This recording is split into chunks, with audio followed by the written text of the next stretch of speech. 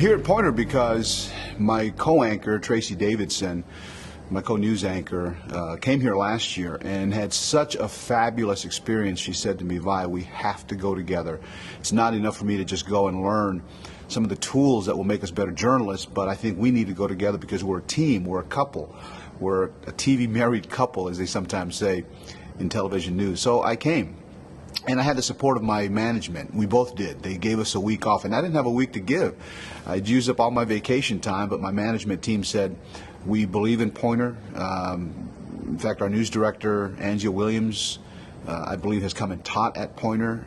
He's a big believer and big advocate of the Poynter Institute. So he said, we're going to give you a week off. You two go down there. We're going to pay for everything, pay your tuition, pay your hotel, your flight.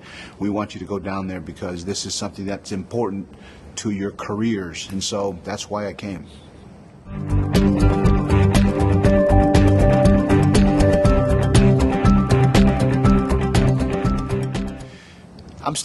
I still view myself as relatively new to journalism. I've been in the field for 20 years, but I'm much older than someone who's been a 20-year journalist. Some of these young folks that I'm working with have been in the business for 10, 15 years, and they're still in their mid-30s. I had a late start because I had a football career. I played in the NFL, so I came in sort of a non-traditional way into television journalism. I know that there's a lot of athletes that go into television, but most of them go into color commentary and or doing analysis work. I came in as a journalist because I covered in local news, the local teams, and so it's in that way there aren't a lot of athletes that come in through that door. And frankly, now as a news anchor, I've left sports just in the past year and a half, and my station has transitioned me into news anchoring. That's a completely different field, and I suspect maybe just a handful, if that, of former athletes have ever ventured into news anchoring. So this is a completely different field. Having said that, here are some of the differences. When I came into the field, when I started my career in 1994, the internet wasn't up and running. We didn't have all these websites, these media websites weren't up. We didn't have social media. Was something that's relatively new to the business. And so when I started covering the local teams, only the local newspapers, the two majors in Philadelphia, the Philadelphia Daily News and the Philadelphia Inquirer, had beat reporters, and then some of the suburban newspapers all had a beat reporter. Now, the locker room is packed with people because every website is credentialed to come. And so some of the things that's changed over the 20 years that I've been in the business is that not all of these people have journalism training. They don't have journalistic ethics. They fly by the seat of their pants. Everybody has a cell phone camera that's got a video and for pictures. So as a result, I think people are much more guarded than they once were. Certainly when I was playing football 25 years ago. And we've had to deal with as mainstream journalists, we can't entirely dismiss some of those websites either, and some of those folks who, we wouldn't consider actually journalists, because some of them have actually broken stories. So that's something that's unique to our times, and something that we'll continue to have to deal with and have to work through.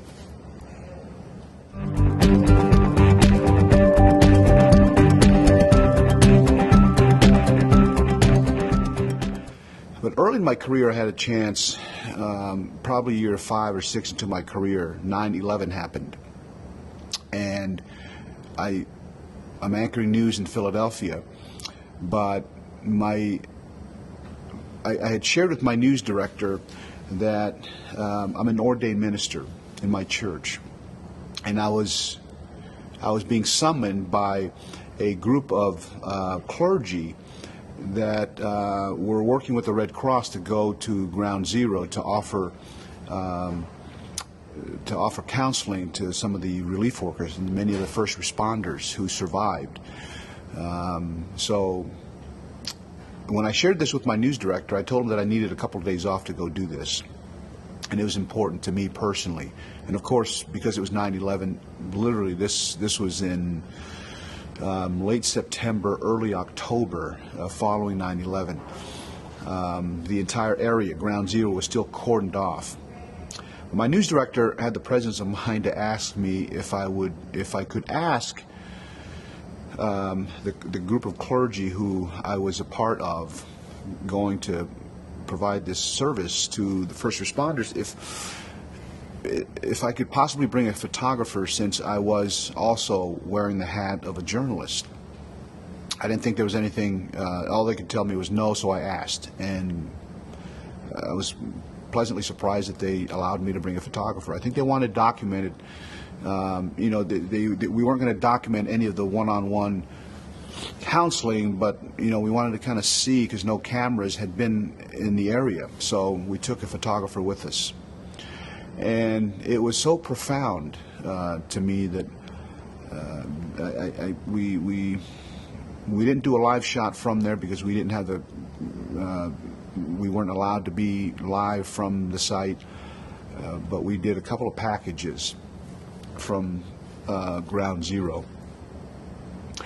And it was 9/11 for my generation will forever be the moment that in the previous generation, people of my parents' generation will remember when JFK died, November 22nd, 1963. That's seared into their memory, and where they were, what were they doing, who were they with. A previous generation remembers Pearl Harbor, December 7th, 1941. 9/11 is something that my generation will always remember, and will measure a lot of things from that date and what happened on that date. So it was a vivid reminder of so many things, a lot of things. But for me as a journalist, it was a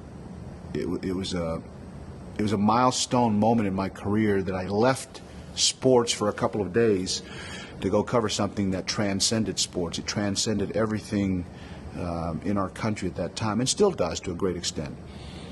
So that was an amazing experience. The other experience, again, not having to do with sports, 2000, year before 9/11, the National Republican Convention came to Philadelphia. I'm an immigrant, and I wasn't a citizen yet of the United States. I became a naturalized citizen in May of 2000, and the Republican Convention in Philadelphia was in August, I believe. And again, I went there to cover it as a journalist. They allowed me to take my sports hat off and to find some angles that was sports related. I did. The wrestler, The Rock, who's of Samoan descent. I'm of Tongan descent. We're both Polynesians, and we know each other. Got an interview with him because he came. Steve Young was a former teammate in college. He offered the invocation at one of the sessions. I got an interview with him. So I created sports-related stories for something that for the Republican National Convention. It allowed me to be there as an immigrant, and that was very personal to me, and allowed me to participate in the process of being and what it means to be an American.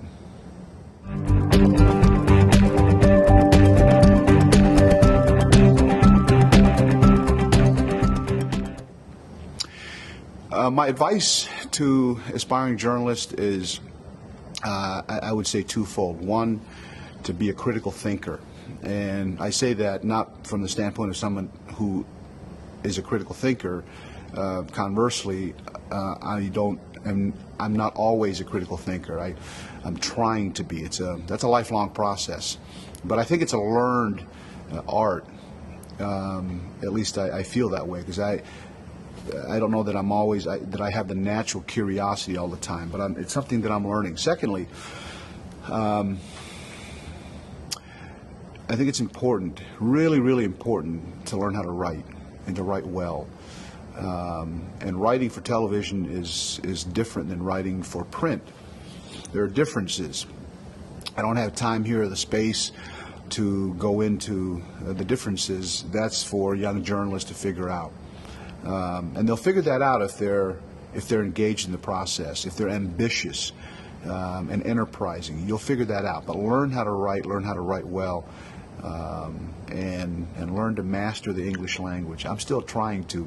English is my second language, but I love the language. But those are maybe I gave you 3 things that you should learn to do. Think critically, learn how to write, and master the English language.